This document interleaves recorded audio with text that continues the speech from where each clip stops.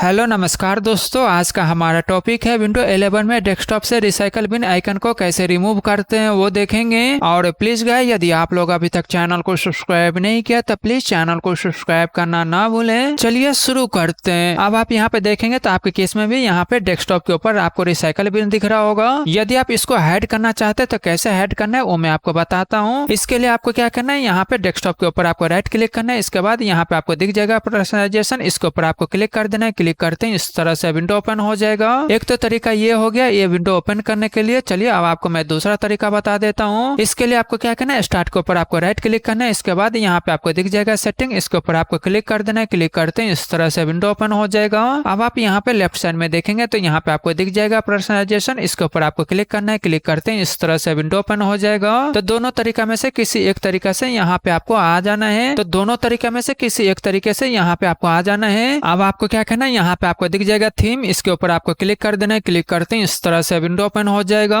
इसके बाद आप देखेंगे तो यहाँ पे आपको दिख जाएगा डेस्कटॉप आइकन सेटिंग, इसके ऊपर आपको क्लिक कर देना है। क्लिक करते हैं इस तरह से विंडो ओपन हो जाएगा। अब आप यहाँ पे देखेंगे तो यहाँ पे आपको दिख जाएगा रिसाइकल बिन। तो आपको क्या करना है, इसको यहाँ पे आपको अनटिक कर देना है, इसको अनटिक कर देना है। इसके बाद आपको क्या करना है, यहाँ पे अप्लाई पे क्लिक कर देना है। इसके बाद यहाँ पे आपको ओके पे क्लिक कर देना है। इसके बाद इस विंडो को यहाँ से क्लोज कर देना है। क्लोज करने के बाद अब आप यहाँ पे देखेंगे तो यहाँ पे आपको दिख जाएगा, आप देख रहे हैं यहाँ से रिसाइकल बिन हाइड हो चुका है। तो इस तरह से आप रिसाइकल बिन को हाइड कर सकते हैं। और प्लीज गाइस चैनल को सब्सक्राइब करें, लाइक करें, शेयर करें। Thank you.